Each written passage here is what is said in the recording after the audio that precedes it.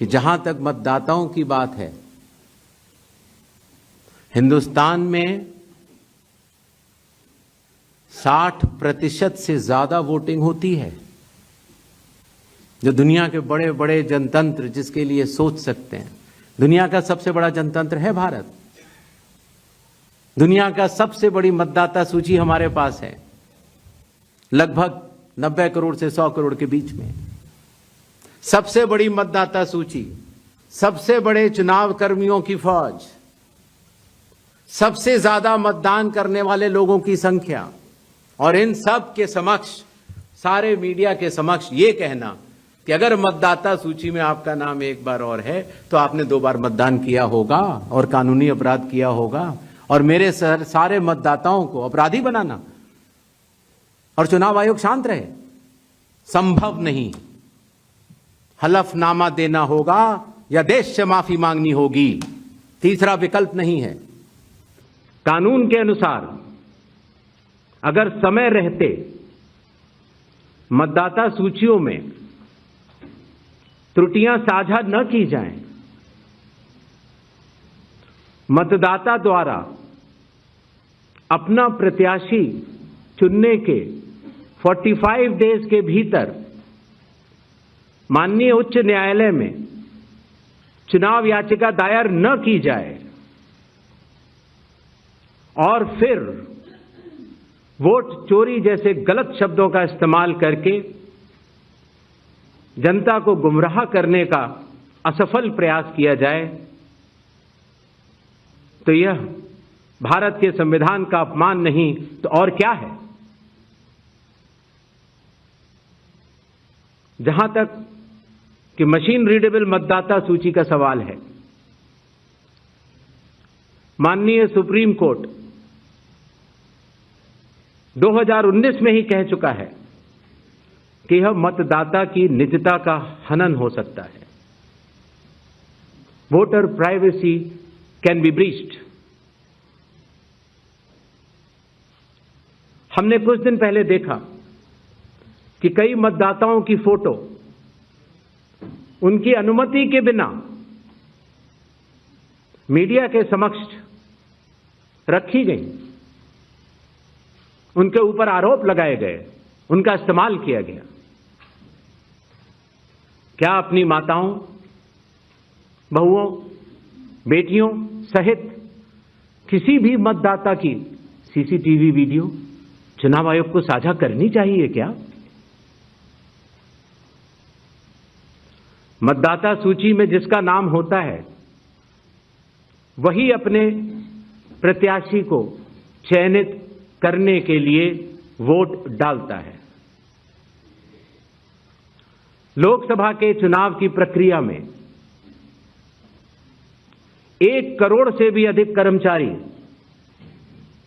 10 लाख से भी अधिक बूथ लेवल एजेंट्स,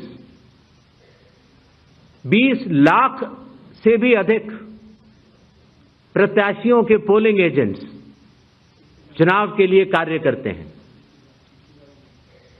इतने सारे लोगों के समक्ष इतनी पारदर्शी प्रक्रिया में क्या कोई भी मतदाता वोट की चोरी कर सकता है? सबसे पहले चुनाव आयोग मतदाताओं के नाम एक संदेश देना चाहता है। भारत के संविधान के अनुरूप भारत का हर नागरिक जो 18 वर्ष की आयु पूरी कर चुका हो, उसे मतदाता अवश्य बनना चाहिए और मतदान भी अवश्य करना चाहिए। आप सभी जानते हैं कि कानून के अनुरूप हर राजनीतिक दल का जन्म चुनाव आयोग में रजिस्ट्रेशन से ही होता है। तो फिर चुनाव आयोग उन्हीं राजनीतिक दलों में भेदभाव कैसे कर सकता है? चुनाव आयोग के लिए न तो कोई विपक्ष है, न तो कोई पक्ष है, सब समकक्ष हैं। चाहे किसी भी राजनीतिक दल का कोई भी हो, चुनाव आयोग अपने संवैधानिक कर्तव्य से पीछे नहीं हटेगा। कुछ मतदाताओं द्वारा दोहरे मतदान के आरोप लगाए गए,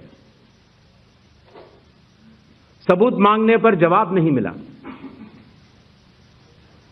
ऐसे मिथ्या आरोपों से न तो चुनाव आयोग डरता है और न ही कोई मतदाता। जब चुनाव आयोग के कंधे पर बंदूक रखकर भारत के मतदाताओं को निशाना बनाकर राजनीति की जा रही हो, तो आज चुनाव आयोग सबको स्पष्ट करना चाहता है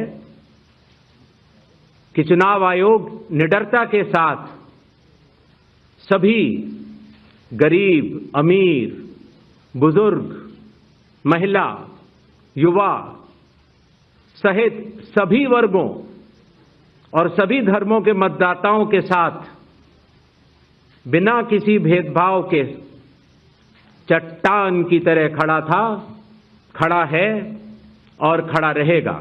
चुनाव आयोग जो कि एक एक मतदाता को ढूंढकर उसका वोट डलवाता है। आपको पता है, अरुणाचल प्रदेश का एक गांव है मालेगांव, जहां सिर्फ एक मतदाता बहन के लिए पूरा चुनाव आयोग 2 दिन तक ट्रैकिंग करके जाता है और उनका वोट लेके आता है। वही चुनाव आयोग जो गिर फॉरेस्ट के पीछे एक महंत हैं, उनके लिए 1.5 दिन की ट्रैकिंग करने जाता है, पूरा वोट बूथ बनाता है और वोट लेके आता है।